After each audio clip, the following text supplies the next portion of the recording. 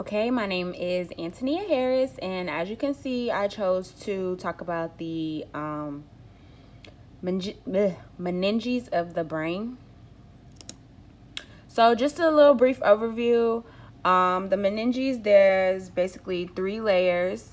They're all connective tissue, and they're positioned between the cranium and the brain. They protect and cover the brain, of course. Protect the blood vessels and enclose the dural sinuses.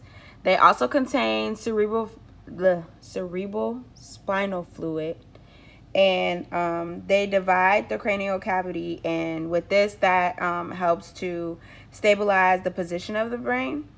And with the three layers, there's the dura mater. So, like, I'll just zoom in on that. So, like, this is just like a little picture of an example of how they're layered. So, the outermost is going to be the dura mater. The intermediate or the middle is going to be the arachnoid mater. And then the layer that's directly on the brain or the innermost is going to be the pia mater.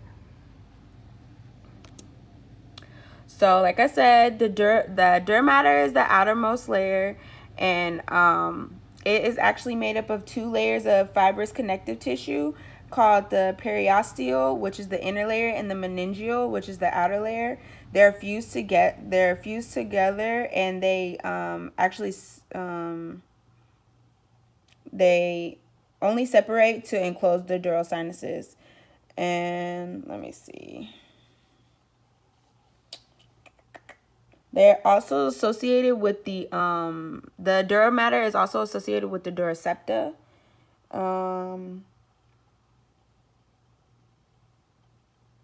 So, like, with that being said, like, there's like parts of the invaginations that of the dura mater that project into the cranial cavity, and then they separate the cranial cavity, of course, like I stated earlier, to stabilize the position of the brain. And then, like, parts of that, like the falx cerebrae, project into the longitudinal fissure, which attaches to the crista galli. That's just like an example or whatever.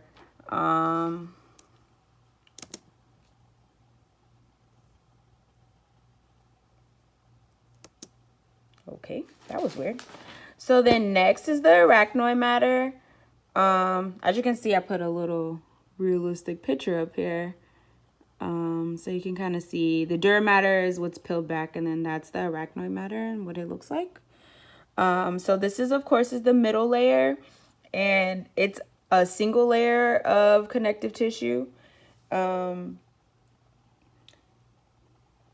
It's also filled with the it's the subarachnoid space is filled with the cerebral spinal fluid. So that's where I got that the cerebral spinal fluid is filled with the, that the meninges are filled with the cerebral spinal fluid. Sorry. So, so the subarachnoid space actually have arachnoid villi, which are knob-like structures that project into the superior sagittal sinus, and they transfer the cerebral spinal fluid into the venous blood to return it to the heart.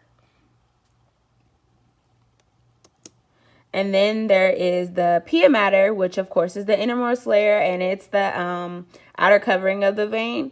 And as you can see, as stated, it's highly vascularized, and you can kind of, if I zoom in, you can kind of see. So this is like an actual picture that I got off the internet of the actual pia mater of the brain. So you can actually see, and you can see like all the vascularization and all. Oh, wow. Vascularization and all that on it. So, oops, my apologies. Let's see. So yeah, so basically this is like the first protective layer. And yeah, that's pretty much the meninges. They protect the brain. They make sure that when we hit our head, you know, that cerebral spinal fluid, it makes the brain like it gives it like buoyancy so that it's not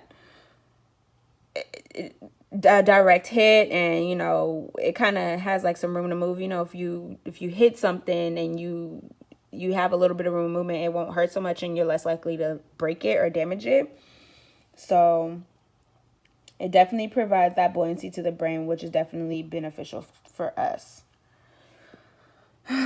And then last but not least, of course, is my reference page. I just use the book as a reference. That's where I got all of my information from. Thank you for listening.